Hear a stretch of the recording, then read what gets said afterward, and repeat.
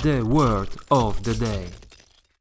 Siema ludzie, let's learn Polish language. The word for today is noga. Noga, which means leg. Let's use now this word in a couple of sentences. Bolą mnie nogi. Bolą mnie nogi. Złamałem nogę jeżdżąc na nartach. Złamałem nogę jeżdżąc na nartach. Nie zapominaj o dniu nóg na siłowni. Nie zapominaj o dniu nóg na siłowni. Owady mają wiele nóg. Owady mają wiele nóg. Nie mogę wsunąć nogi do tych spodni. Nie mogę wsunąć nogi do tych spodni.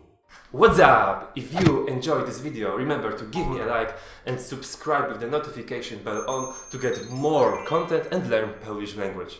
To practice this new word, I dare you to use it in a sentence in the comment section below. And that's it. Do zobaczenia.